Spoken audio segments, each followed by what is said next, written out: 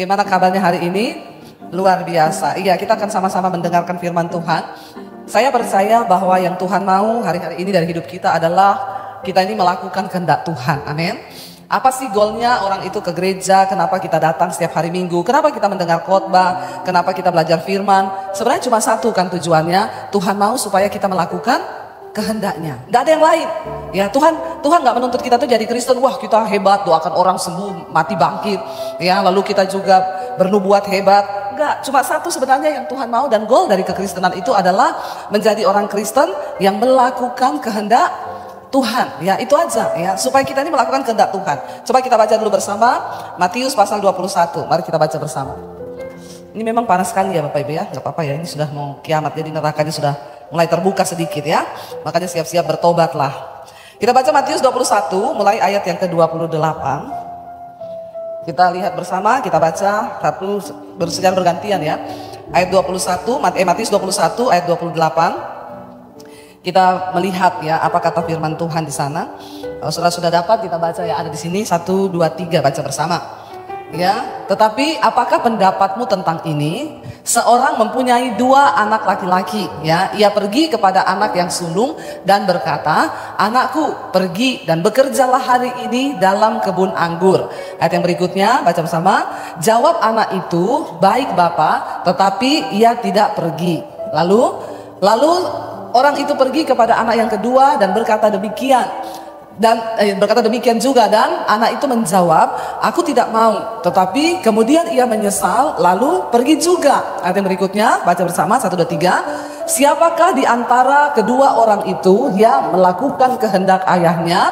Jawab mereka, "Yang terakhir." Kata Yesus kepada mereka, "Aku berkata kepadamu, sesungguhnya pemungut-pemungut cukai dan perempuan-perempuan sundal akan mendahului kamu masuk ke dalam kerajaan Allah." Sampai di situ saja. Jadi ini sebuah perumpamaan yang diberikan oleh Tuhan Yesus. Dia ada seorang bapak, dia punya 2 anak, ya. Anak yang pertama, bapaknya bilang, "Nak, pergilah ke kebun anggur papa, ya, kerjakan kebun anggur itu." Lalu anak itu segera berkata, "Siap papa, oke, aku pergi." Tetapi Alkitab berkata, sampai pada akhirnya dia tidak pergi. Lalu yang kedua, anak yang kedua, bapaknya pergi dengan perkataan yang sama. Dia bilang, "Nak, kamu pergi ke kebun anggurnya papa, bekerjalah di sana." Dan anak yang kedua bilang, "Aku tidak mau." Tapi ketika dia merenung, dia menyesal. Lalu dia bilang, "Aku akan pergi." Dan akhirnya anak yang kedua itu pergi dan dia bekerja di kebun anggur bapaknya. Lalu Yesus bertanya kepada mereka, "Menurut kalian, dari antara 2 orang anak ini manakah yang melakukan kehendak bapaknya?" Anak yang pertama yang langsung berkata, "Oke, saya pergi." Tapi dia tidak pergi. Atau anak yang kedua yang berkata, "Aku tidak mau papa." Tapi akhirnya dia pergi. Mereka menjawab, itu adalah anak yang kedua. Bapak Ibu, ini adalah gambaran dari kekristenan hari-hari ini. Banyak orang berkata ya ketika mendengar firman, yes ya, bahkan mungkin setiap hari Minggu kita duduk di gereja, kita mendengarkan firman. Ya, dan kita berkata yes, tapi waktu pulang kita lupakan firman itu, kita tidak melakukan apa-apa. Sebaliknya banyak orang yang mungkin kita lihat di luar sana, mereka nggak ke gereja, mereka hidup dalam dosa. Tapi ketika satu kali Tuhan memanggil mereka, mereka bertobat dan berkata, "Yes Tuhan, aku mau melakukan kehendak-Mu." Kira-kira yang mana yang diselamatkan? Yang duduk di gereja setiap hari Minggu tapi tidak melakukan apa-apa? Atau orang-orang yang ada di luar sana yang akhirnya berkata, "Ya Tuhan, aku mau bertobat dan aku mau melakukan kehendak-Mu." Yesus berkata kepada mereka, "Sesungguhnya aku berkata kepadamu, pemungut-pemungut cukai, perempuan-perempuan sundal akan mendahului kamu masuk ke dalam kerajaan Allah." Ayat ini keras bagi setiap kita harusnya ya, dan ini menjadi tamparan bagi kita. Jangan merasa cukup aman dengan engkau duduk di gereja setiap hari Minggu. Ya, jangan merasa cukup aman dengan kita menjadi orang Kristen. Mungkin kita pelayanan. Ya, saya mau kasih tahu buat setiap kita di sini. Ya, saya lihat penari-penarinya hebat di sini, luar biasa. Tapi kalau engkau menari dan engkau tidak hidup dalam kekudusan, tidak ada apa-apa tarianmu itu bagi Tuhan. Cuma bikin kotor-kotor ibadah saja. Amin. Yang terpenting adalah hidup kita ini yang melayani Tuhan, hidup yang taat kepada firman, hidup yang taat melakukan firman. Ya jangan bangga loh, mungkin kita bangga, "Wah saya tiap minggu itu jadi penari loh di gereja." Maaf anak-anak muda, kalau engkau tidak hidup dalam kekudusan, maka percuma semua yang kau lakukan tiap hari Minggu itu. Ya mending engkau tidak usah pelayanan daripada banyak pukulan. Apa yang dimaksud ayat ini? Ya, lebih baik orang yang ada di luar sana, para pelacur, pemungut cukai yang menurut pandangan kita mereka berdosa. Tapi ketika mereka terima panggilan Tuhan, mereka bertobat lalu berkata, yes Tuhan, aku mau taat. Mereka menangis, mereka tersungkur.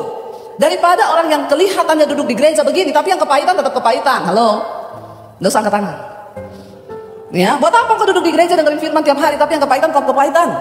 Yang selingkuh tetap selingkuh, yang bersinah tetap bersinah. Ya maaf, engkau tidak menghormati Tuhan. Dan apakah Tuhan senang kayak begitu? Enggak, kita kayak anak yang nomor 1 yang berkata kepada bapaknya, iya siap, aku berangkat untuk garap kebun anggurmu. Tapi ternyata dia nggak berangkat, dia malah nggak melakukan apa-apa. Ya sebaliknya anak yang langsung berontak berkata, enggak, aku nggak mau. Tiba-tiba dia menyesal. Penyesalan, pertobatan, itu yang Tuhan lihat dari hidup kita. Engkau duduk di gereja setiap hari Minggu, tapi hidupmu nggak ada pertobatan, percuma. Ya kita melayani Tuhan setiap hari, kalau hidup kita tanpa pertobatan, percuma. Kita ingat kisahnya Imam Eli. Ya, Tuhan berkata kepada Imam Eli, tadinya aku sudah berniat, aku sudah berjanji, aku akan mengokohkan kerajaanmu. Imam Eli, engkau dan anak-anakmu itu akan tetap ada selama-lamanya di hadapanku. Tetapi sekarang jauhlah itu daripadaku, karena anak-anakmu tidak menghormati aku. Mereka meniduri para pelayan-pelayan mimbar di bait suci Tuhan. Mereka mengambil setiap korban-korban persembahan yang dipersembahkan bagi Tuhan. Dan Tuhan marah dan berkata, sejak hari ini jauhlah itu daripadaku. Dengarkan, engkau dan anak-anakmu laki-laki akan mati dalam satu hari yang bersamaan. Dan tidak akan ada lagi kakek di dalam keturunanmu, karena engkau akan mati. Dan itu terjadi. Ya, jangan main-main dengan Tuhan. Mari hari-hari ini kita serius dengan Tuhan. Goal dari hidup kekristenan kita adalah melakukan kehendak Tuhan. Enggak peduli seberapa hebatnya karuniamu, enggak peduli biasanya kita enggak ada apa-apanya di mata manusia. Yang Tuhan cari cuma satu, orang yang melakukan kehendak Tuhan. Katakan. Bapak Ibu, ketika bangsa Israel memberontak ya, dan mereka ingin memiliki seorang raja. Kita tahu bersama Israel itu negara teokratis yang sebenarnya dipimpin sendiri oleh Allah. Tapi akhirnya mereka meminta kepada Samuel, mereka berkata, kami ingin raja yang memimpin kami seperti bangsa-bangsa lain, bangsa-bangsa kafir yang lain yang mereka punya raja. Dan akhirnya Samuel menghadap kepada Tuhan. Samuel menjadi sedih. Tuhan berkata kepada Samuel, kamu tidak usah sedih, karena bukan engkau yang mereka tolak, tapi aku yang ditolak oleh bangsa ini. Kalau mereka meminta raja, silahkan. Lalu Tuhan akhirnya menyuruh Samuel untuk mengangkat Saul menjadi raja. Pada waktu itu Tuhan memilih Saul ya, dan Tuhan memberi dia pengurapan. Saul diberikan pengurapan untuk menjadi raja atas Israel, dan akhirnya Saul memimpin ya bangsa Israel. Tapi sesuatu yang membuat Tuhan itu bersedih ya, karena Saul melakukan sesuatu yang tidak berkenan kepada Tuhan, dan itu yang membuat akhirnya Tuhan langsung menurunkan dia dari tahtanya. Kita baca bersama 1 Samuel pasal yang ke-15. Judul perikopnya Saul ditolak sebagai raja. 1 Samuel pasal 15, saya akan baca ayat yang pertama, saudara ayat yang kedua ya, kita baca bersama. Agak panjang pembacaan hari ini, tapi nggak apa-apa, kita baca Alkitab ya, soalnya kalau di rumah nggak pada baca Alkitab. Saya tahu ini ya, 1 Samuel pasal 15, judul perikopnya Saul ditolak sebagai raja. Berkatalah Samuel, ayat yang pertama, aku telah kepada Saul, ya berkatalah Samuel kepada Saul, aku telah diutus oleh Tuhan untuk mengurapi engkau menjadi raja atas Israel, umatnya. Oleh sebab itu dengarkanlah bunyi firman Tuhan. Ayat 2 baca saudara, 1, 2, 3. Beginilah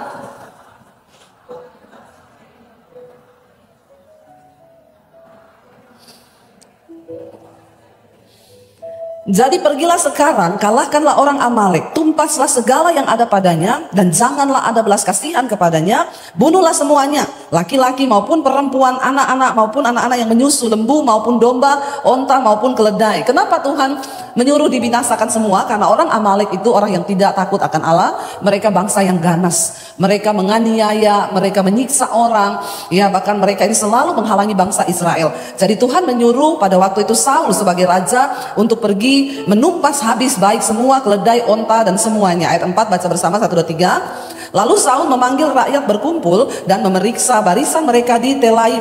Ada 200.000 orang pasukan berjalan kaki dan 10.000 orang Yehuda. Ayat 5, setelah Saul sampai ke kota orang Amalek, disuruhnyalah orang-orang menghadang di lembah. Berkatalah Saul kepada orang Keni, berangkatlah menjauhlah, pergilah dari tengah-tengah orang Amalek, supaya jangan kulenyapkan kamu bersama-sama dengan mereka.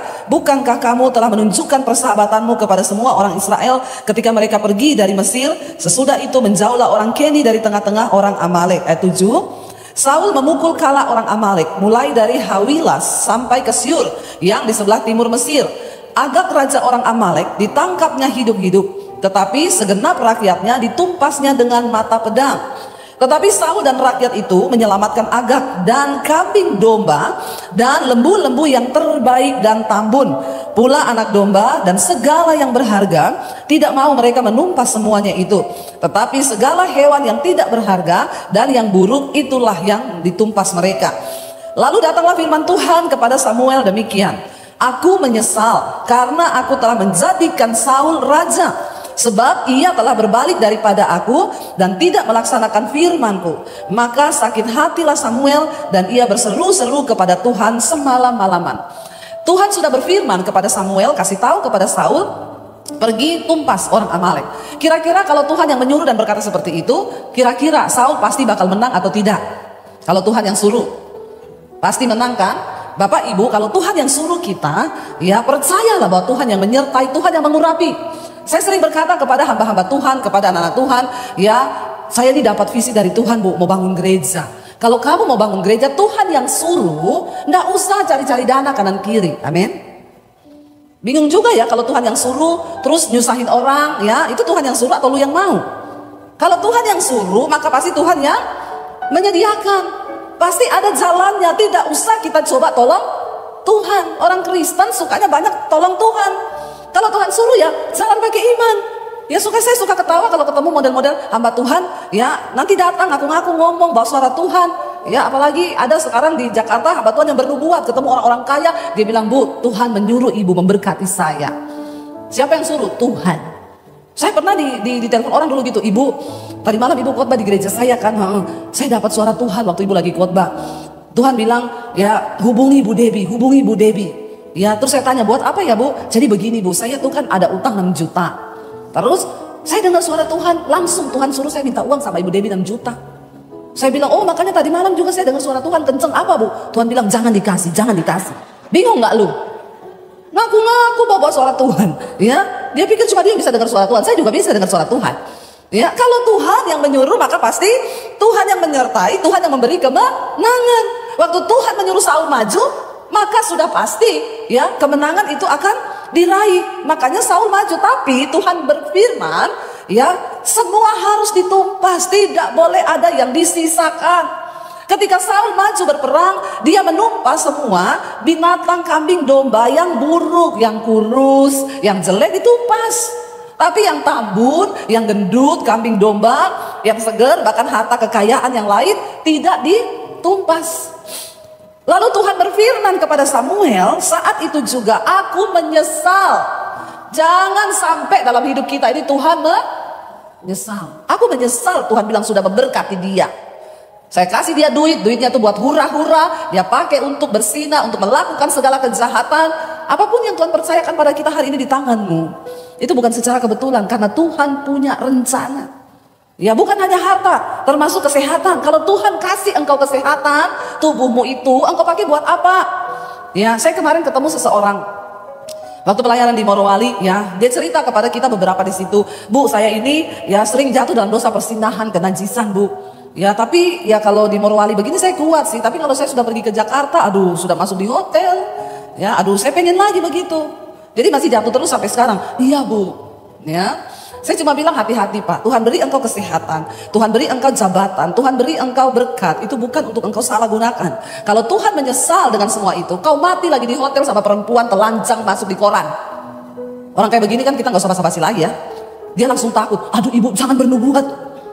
Ya, saya bilang ini saya tidak bernubuat, tapi saya mengingatkan ya, kalau Tuhan udah bosan dengan hidupmu, kau lagi di hotel sama perempuan, kau mati serangan jantung, jantungmu berhenti, lalu keluar di surat kabar. Seumur hidup anak cucumu akan ingat itu. Langsung dia takut. Ya lalu dia bilang doakan saya ibu. Ya doa sih nangis-nangis, nggak tahu ya tobat atau tidak. Karena kan banyak orang begitu ya, kumat, sukanya kumat. Tapi setidaknya ya kita sudah menyampaikan, hati-hati Bapak Ibu. Tuhan akhirnya menyesal. Kenapa? Cuma satu, Saul ini tidak melakukan kehendak Tuhan. Tuhan bilang maju tumpas semua. Lalu alasannya Saul apa saudara? Lalu Samuel bangun, ayat yang ke-12, Samuel bangun pagi-pagi untuk bertemu dengan Saul. Tetapi diberitahukanlah kepada Samuel demikian, Saul telah ke Karmel tadi dan telah didirikannya baginya suatu tanda peringatan. Kemudian ia balik dan mengambil jurusan ke Gilgal. Ayat yang ke-13, ketika Samuel sampai kepada Saul, berkatalah Saul kepadanya, Diberkatilah kiranya engkau oleh Tuhan. Aku telah melaksanakan firman Tuhan. Kalau disuruh melakukan firman itu jangan setengah, ya, jangan Injil separoh. Banyak orang Kristen tuh sekarang ambil yang separuhnya aja. Ya, pasti Tuhan memberkati engkau, pasti Tuhan, ya ada yang bilang gini, ada hamba Tuhan bilang gini, saudara, jangan sedih sebab Tuhan Yesus ada di pihak kita orang berdosa. Lalu orang-orang berdosa senang berkata yes. Jadi kita mau hidup dalam persimpangan, kita mau dalam apa, Yesus di pihak kita. Saya komen di sana, tambahin, di pihak orang berdosa yang mau bertobat. Kalau kamu gak mau bertobat ya binasa. Jangan ambil firman itu sepotong-sepotong. Ya, mintalah apa saja engkau kehendaki, maka Tuhan pasti akan memberikannya. Ayat di depannya, jadi kalau engkau tinggal di dalamku dan firmanku tinggal di dalammu, maka mintalah apa saja, Tuhan akan memberikan. Tapi syaratnya tinggal di dalamku dan firmanku ada di dalam kamu. Maka mintalah apa saja, itu baru ada terusannya. Alkitab firman Tuhan itu selalu ada sebab dan akibat. Ya, Saul berkata dengan pede, siap, aku sudah melakukan firman. Dia sudah melakukan firman yang mana? Yang Tuhan suruh, majulah, tumpaslah orang Amalek, berperanglah. Tapi yang belakangnya Tuhan bilang, tumpas habis, jangan ada yang disisakan. Itu dia tidak lakukan. Kalau hari ini kita dipanggil oleh Tuhan untuk menjadi orang percaya, jangan setengah-setengah jadi orang Kristen. Ya, engkau jadi orang Kristen total semuanya. Tuhan suruh mengampuni, ampuni. Jangan kau bilang, nggak bisa, Tuhan itu terlalu sakit. Kalau soal perpuluhan sih saya taat ya. Tapi soal mengampuni, aduh tunggu dulu ya. Nggak ada, Tuhan begitu. Engkau taat 100%. Supaya jangan seperti Saul, dia berkata kepada Samuel dengan pedenya, ya aku sudah melaksanakan firman Tuhan, ayat 14. Tetapi kata Samuel, kalau begitu, apakah bunyi kambing domba yang sampai ke telingaku ini, dan bunyi lembu-lembu yang kudengar itu? Karena ada suara lembu yang dia bawa jadi jarahan. Jawab Saul, semuanya itu dibawa daripada orang Amalek, sebab ya rakyat menyelamatkan kambing domba dan lembu-lembu yang terbaik dengan maksud untuk apa? Mempersembahkan korban kepada Tuhan Allahmu, tetapi selebihnya kami tumpas. Ini Saul ini kurang ajar, saudara. Sudah salah pakai alasan lagi. Kenapa kami ambil itu kambing domba, untuk apa? Kami mau persembahkan korban. Alasannya rohani sekali ya. Rohani, banyak hari-hari ini orang tuh pakai alasan rohani, padahal roh halus. Ya, jangan mau pakai alasan rohani padahal roh halus. Ya, hati-hati. Nggak ada ibu-ibu datang sama saya, Bu, suami saya selingkuh sama janda. Saya suruh dia putus. Dia bilang gini, kamu tahu Alkitab nggak? Yesus berkata, kita ini harus memperhatikan janda-janda, mengasihi janda-janda. Ya, saya bilang, oh luar biasa. Nanti kalau saya tinggalin dia, siapa yang kasih makan dia sama anaknya? Berarti kamu tuh nggak punya kasih. Saya bilang sama ibu itu, bilang sama suamimu, mengasihi janda-janda tua, bukan janda. Mengasihi janda tua itu ibadah, mengasihi janda muda itu nafsu. Hati-hati. Ya, pakai ayat lagi ngomong begitu. Hati-hati loh ya, bertobat. Sering kali kita pakai alasan-alasan yang kelihatannya rohani untuk membela diri, tapi Tuhan tahu niat di dalam hati yang paling dalam. Ya, jangan bermain-main dengan Tuhan. Saul bilang, rakyat mengambil itu karena kami akan mempersembahkan korban bagi Tuhan. Ya, jangan main-main dengan alasan-alasan yang kelihatannya rohani, padahal itu tidak. Ayat 16. Lalu berkatalah Samuel kepada Saul, sudahlah, aku akan memberitahukan kepadamu apa yang difirmankan Tuhan kepadaku tadi malam. Kata Saul kepadanya, katakanlah. Ayat 17. Sesudah itu berkatalah Samuel, bukankah engkau, walaupun engkau kecil pada pemandanganmu sendiri, telah menjadi kepala atas suku-suku Israel, dan bukankah Tuhan telah mengurapi engkau menjadi raja atas Israel? Kita tahu ketika Saul dipanggil, Saul berasal dari suku Benyamin, yang terkecil dari semua suku di atas bangsa Israel. Bahkan ketika dia ditunjuk, dia bilang, siapa aku? Aku ini hanya orang yang terkecil dari suku Israel, suku Benyamin. Makanya Samuel mengingatkan lagi, bukankah walaupun engkau kecil pada pemandanganmu sendiri, telah menjadi kepala atas suku-suku Israel, dan bukankah Tuhan telah mengurapi engkau menjadi raja atas Israel? Ayat 18. Tuhan telah menyuruh engkau pergi dengan pesan, pergilah, tumpaslah orang-orang berdosa itu, yakni orang Amalek, berperanglah melawan mereka sampai engkau membinasakan mereka. Mengapa engkau tidak mendengarkan suara Tuhan? Mengapa engkau mengambil jarahan dan melakukan apa yang jahat di mata Tuhan? Jadi Tuhan itu menilai hati. Saul itu tertarik dengan lembu-lembu yang tambun. Ketika kita ini, ya, kepentingan diri kita membuat kita ini akhirnya melanggar firman Tuhan, itu sangat berbahaya Bapak Ibu. Apapun itu, kita ini harus mati bagi diri kita supaya kehendak Tuhan bisa terjadi di dalam hidup kita. Itu yang harus kita kerjakan. Lalu kata Saul kepada Samuel, lihat bersama apa alasannya. Aku memang mendengarkan suara Tuhan dan mengikuti jalan yang telah disuruh Tuhan kepadaku. Dan aku membawa Agag, raja orang Amalek. Tetapi orang Amalek itu sendiri telah kutumpas, tapi rajanya enggak, dibawa sama dia. Ya, ayat 21, lihat alasannya Saul. Tetapi rakyat mengambil dari jarahan itu kambing, domba dan lembu-lembu yang terbaik dari yang dikhususkan untuk ditumpas itu, untuk mempersembahkan korban kepada Tuhan Allahmu di Gilgal. Tetapi jawab Samuel, di sana Samuel berkata begini. Baca bersama ayat 22, 1, 2, 3. Tetapi jawab Samuel, apakah Tuhan itu berkenan kepada korban bakaran dan korban sembelihan sama seperti kepada mendengarkan suara Tuhan? Sesungguhnya mendengarkan lebih baik daripada korban sembelihan, memperhatikan lebih baik daripada lemak domba-domba jantan. Tuhan tidak tertarik dengan persembahan korban yang diberi dengan dasar hati yang tidak taat. Kita harus memberi yang terbaik bagi Tuhan. Tapi kalau pemberianmu tidak didasari oleh hidup yang benar di dalam ketaatan kepada Tuhan, maaf, gak ada dampak apa-apa.